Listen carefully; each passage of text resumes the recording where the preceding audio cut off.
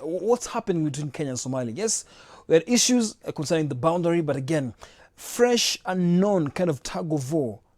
Out here, we don't know what's happening actually. Yeah, thank you for having me. Karibu.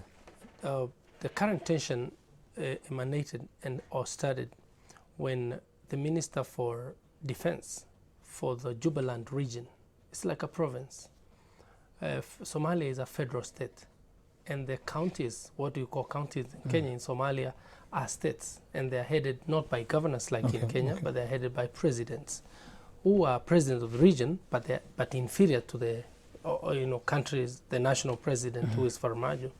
So Jubaland is this land that borders Kenya from Mandera all the way down to Lamu, and extends down like a triangle going down to Kismayo, that entire region where our military has been operating in a region called Sector 2. Okay. Now, the head of defense, the Minister for Defense for that president, the president is called Sheikh Madobe. Okay. His defense minister comes from the same tribe with the president of Somalia, Farmajo. Now, Farmajo has been kind of undermining this president of Jubaland, Mr. Madobe, and so he arrested his own brother, his own cousin, when he went to Mogadishu, like to do his heralds there for not stopping to support Sheikh Madobe. Okay. It's like a good example. I come from Meru County. The president, assuming Kenyatta is from Meru County, I come to Nairobi to do my heralds, and he calls me and says, why are you supporting that guy, a bad guy in your county, against my government, and you are my brother? So they arrested him, locked him up, but he found his way out. I think he bribed officials, and he ran to Kismayo. Then he was flown to Nairobi. And when in Nairobi, he went to the border of Mandera to try and meet with his forces. And that's where the problem started. The problem started. Oh, wow, interesting. So the president, of course, we have been aware of all along all this time, the border issues, maritime issues, and of course, courts trying to say Kenya is on the right side. But look, we are having kind of a double situation here. Kenyan troops are in Somalia. But again, some clerics, Muslim clerics coming out and saying they need to actually maybe kind of remove these troops in Somalia. So many things kind of coming out of this situation. And do you think Kenya's decision, you're a former military man. And so are you.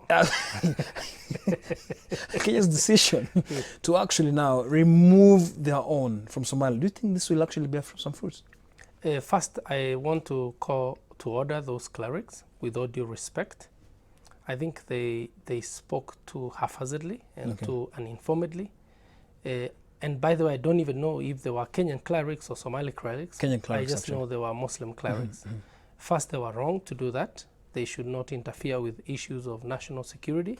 And that they are Muslim clerics in a counter-terrorism season, they should be extremely careful, else they'll be seen as radical clerics.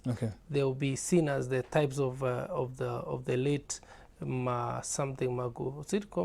or someone who was very radical. Yeah, who was shot actually. Yeah, and so they should be extremely careful. And I urge them to apply restraint. They cannot advise the government of Kenya how to fight terrorism. And if they were, they should be extremely careful not to be seen as extremist clerics.